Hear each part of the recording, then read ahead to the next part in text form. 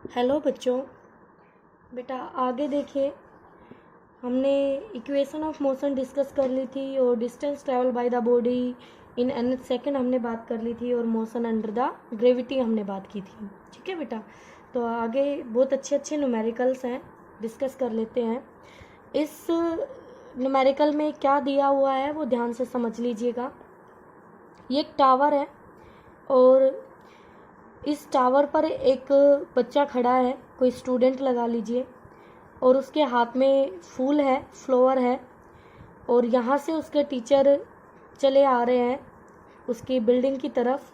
और वो बच्चा चाहता है कि जब उसका टीचर यहाँ पहुँचे तो वो बच्चा ये फूल अपने टीचर के सिर पे पहुँचाना चाहता है, यानी उनके सिर पे गिराना चाहता है। तो यही आपकी सिचुएशन है। अब हमें नहीं पता कि ये दूरी कितनी है, या ये कह लीजिए ये दूरी कितनी होनी चाहिए। स्पीड गिवन है, टीचर की हाइट गिवन है, बिल्डिंग की हाइट गिवन है बेटा। ठीक है, तो कहता है find the distance of teacher when Tinku drops a flower such that flower falls on teachers head. हम चाहते हैं कि फूल टीचर के सिर पे गिरे। ठीक है, तो बेटा ऐसा तो तभी होगा ना जब एक बच्चा यहाँ से फूलों को गिराएगा और टीचर यहाँ से चला आ रहा है, जब ये दोनों सेम टाइम पर इस स्टार लोकेशन पर पहुंचेंगे। देखिए स्टार लोकेशन दिखाई है मैम ने, तो यहाँ पर स्टार लोकेशन पर दोनों एक साथ पहुंचेंगे। इसका मतलब फूलों ने जो टाइम लिया यहाँ से यहाँ तक, उतना ही टाइम टीचर को लेना चाहिए यहाँ से यहाँ तक एक्स दूरी ट्रैवल करने में। तो हमें वी तो पता है, और अगर हमें टाइम पता चल जाए तो टाइम हमें यहाँ से पता चल जाएगा। ठीक है, तो वो टाइम हमें यहाँ से मिलेगा, तो हम इजीली वी और टाइम से एक्स निकाल सकते हैं बेटा। अब देखिए बच्चा खुद खड़ा है 46 मीटर हाइट की बिल्डिंग के ऊपर, और टीचर की हाइट है 1.8, यानी कि उसको जो वो फूल गिराने हैं वो टोटल कितने डिस्टेंस नीचे गिराने हैं। 46 मीटर पर नहीं गिराने बेटा, क्योंकि टीचर के हेड पे गिराने हैं, ना कि फुट पर, पैर पे नहीं गिराने, सिर पर गिराने हैं। तो 46 मीटर में से क्या हमें 1.8 मीटर सब्ट्रैक्ट करना पड़ेगा। बिल्कुल, तो 46 में से ये गया तो आपका आया 44.2 मीटर, यानी कि जो फूलों को दूरी तय करनी है वो है 44.2 मीटर, और इनको ड्रॉप किया जाएगा तो यू इनका 0 होगा बेटा। तो हम स्टार्ट करते हैं। यहाँ पर मैंने आपके लिए वही हिंट लिखा है कि भाई दोनों सेम टाइम पर पहुंचेंगे तभी ये फूल टीचर के सिर पर पहुंचेंगे, अदरवाइज नहीं। तो स्टार्ट करते हैं, पहले फ्लोअर के लिए कंडीशन अप्लाई करते हैं। तो फ्लोअर के लिए बेटा आपने इक्वेशन ऑफ मोशन यूज की, s equal to u t plus half a t square. S floor ने कितना डिस्टेंस ट्रेवल किया 44.2, लेकिन डाउनवर्ड, तो नेगेटिव पुट किया। इनिशियल यू उसका 0 है बेटा, प्लस हाफ। अब यहाँ पर एक्सेलरेशन ए हमने जी की वैल्यू 9.8 पुट की है। अब बेटा आप सोचेंगे मैम ने 10 क्यों नहीं लिया, यहाँ पर 10 ले लेते कोई दिक्कत नहीं थी, बट यहाँ आंसर के हिसाब से हमने 9.8 ले लिया। ध्यान रखना, अगर क्वेश्चन में गिवन हो जी की वैल्यू 9.8 लेनी है तो आपको 9.8 ही लेनी है, अदरवाइज आप 9.8 भी पुट कर सकते हैं, 10 भी पुट कर सकते हैं। ठीक है, आपका आंसर नियर बाई आपको मिल जाएगा, आप पहुंच जाएंगे। अब देखिए आगे, यहाँ से जैसे हमने वैल्यू पुट की तो हमारे पास ये आ गया 44.2 इक्वल टू 4.9 टी स्क्वायर। तो बेटा इसको 2 से कैंसिल कर दिया, टी स्क्वायर इक्वल टू हो गया दिस। अब इस टर्म को हमने सोल्व किया तो रफली वैल्यू आई 3 सेकेंड के इक्वल, टी की वैल्यू कैसे, यहाँ देख लीजिए। टी स्क्वायर है आपका 44.2 अपॉन में 4.9, जब हम इसको डिवाइड करेंगे तो ये वैल्यू आएगी 9.020। अगर बेटा हम यहाँ पर इसको 10 ले लेते तो ये 5 पे कैंसिल करता और ये 5 पे जाता। फिर भी आप देखते यहाँ पर 44.2 है और 45 अगर ऊपर होता तो 5 उसको 9 पे ही कैंसिल करता रफली, तो रफली आप इसको 9 तब भी ले लेते हैं। ठीक है, और 9 का √3 हो गया, तो टाइम आ गया हमारे पास 3 सेकेंड। ठीक है बेटा, अब देखिए टाइम हमें मिल चुका है, तो टीचर के लिए हमें पता है कि यहाँ से यहाँ तक टीचर को 3 सेकेंड में पहुंचना है। अगर ये फूल हमें टीचर के सिर पे गिराने हैं तो टीचर की स्पीड हमें पता है, टाइम हमें पता है, तो ये एक्स दूरी हम पता कर सकते हैं। तो डिस्टेंस एक्स निकालना है, स्पीड इनटू टाइम। स्पीड है बेटा 1.2 मीटर पर सेकेंड, टाइम आया 3 सेकेंड, तो डिस्टेंस आपका होना चाहिए 3.6 मीटर, तभी फूल और टीचर दोनों एक साथ स्टार पॉइंट पर पहुंचेंगे। ठीक है बेटा, इसके बाद नेक्स्ट प्रॉब्लम देखिए। नेक्स्ट भी बहुत ही अच्छी डाउट है, और इन इन डाउट के हेल्प से आप बहुत सारे क्वेश्चन अपने बेटा डिस्कस कर लेंगे, क्योंकि यही डाउट आपके कॉन्सेप्ट को पक्का बनाते हैं। ठीक है, अब देखिए यहाँ पर क्या कह रहा है। इस गिवन प्रॉब्लम में ये है कि यहाँ पर एक बॉडी है और वो यूनिफॉर्मली एक्सेलरेटेड बॉडी है बेटा।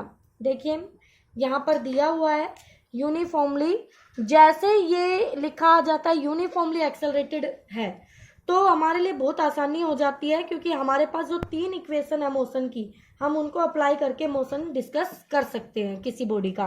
ठीक है, तो यहाँ पर मोशन है यूनिफॉर्मली एक्सेलरेटेड बेटा, ए से बी पॉइंट, ये ए पॉइंट है बेटा यहाँ पर इनिशियल, और ये बी पॉइंट है। यहाँ से यहाँ तक आप देख रहे हैं तो एक बॉडी जा रही है ए से बी पॉइंट तक, और उसका एक्सेलरेशन है गिवन ए क्या है उसका एक्सेलरेशन, और ये कैसा है बेटा यूनिफॉर्म है। कैसा है? यूनिफॉर्म है, कांस्टेंट है। ठीक है, तो आगे देखिए बच्चों, फिर कहता है कि जो मोशन है ऑब्वियस है ये कांस्टेंट बेटा, स्ट्रेट लाइन मोशन होगा तभी रहेगा आपका। फिर भी उसने लिखा हुआ है कि A to B along a straight line वो बॉडी चल रही है, और उसकी वेलोसिटी v1 और v2 ए और बी पॉइंट पर गिवन है। ये v1 है और ये आपकी v2 है जो ए और बी पॉइंट पर गिवन है। अब कहता है हमें सी पॉइंट दिया गया है, इन दोनों पॉइंटों के बिल्कुल बीचों बीच मिड में, अगर ये दोनों ए और बी पॉइंट का सेपरेशन 2x ले ले हम, गिवन नहीं है बच्चों, तो ये भी x होगा ये भी x। अगर आप x लेंगे तो ये x/2 हो जाएगा, ये x/2 हो जाएगा।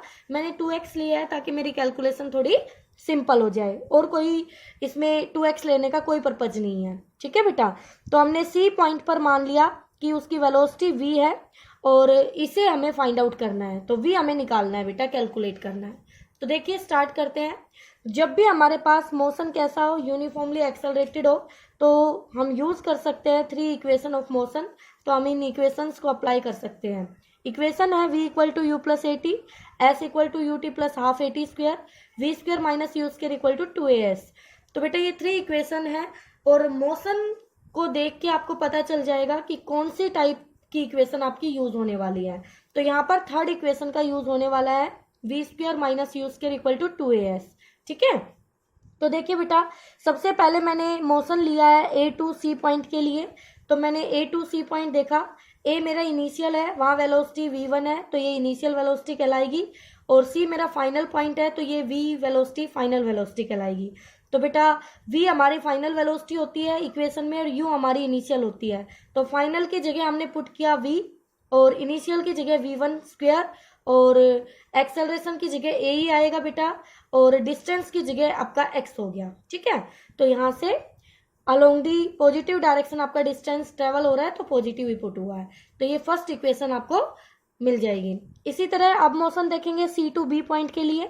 तो सी टू बी पॉइंट, सी पर है v वेलोसिटी बेटा, और b पर है v2 वेलोसिटी बेटा, v2 फाइनल, तो फाइनल की जगह रखा v2 का स्क्वायर, इनिशियल की जगह रखा v का स्क्वायर 2ax। ये वही चीज है बेटा, डिस्टेंस x ट्रेवल किया और एक्सेलरेशन अब भी a है।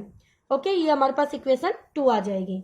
अब 2ax दोनों तरफ सेम टर्म है, ये भी 2ax है और ये भी 2ax है, तो इक्वेशन 1 और इक्वेशन 2 को हम कंपेयर कर सकते हैं। तो कंपेयर किया, v square minus v1 square equal to हो गया v2 square minus v square. बेटा v स्क्वेयर को एक तरफ कर दिया और v1 v2 को एक तरफ कर दिया, क्योंकि हम v को फाइंड आउट करना चाहते हैं। तो देखिए 2v स्क्वेयर इक्वल टू हो गया v1 square plus v2 square, और यहाँ से v इक्वल टू आ गया हमारा under the root v1 square plus v2 square upon में 2। तो बेटा ये एक छोटा सा डाउट था जो आपने डिस्कस किया, कुछ भी नहीं है। जब भी आप कोई डाउट आता है तो आपको किसी भी न्यूमेरिकल को करने के लिए करना क्या होता है बच्चों, उस डाउट को अच्छे से 2 बार पढ़िए आप, और उसमें जो गिवन है सबसे पहले वो टर्म ढूंढिए कि दिया क्या है क्वेश्चन में। ठीक है, जो गिवन है उनको सिलेक्ट कीजिए, फिर देखिए बेटा फाइंड आउट क्या करना है, फिर जो एम है, जो टारगेट है, जो हमें फाइंड आउट करना है उसको सिलेक्ट कर लीजिए।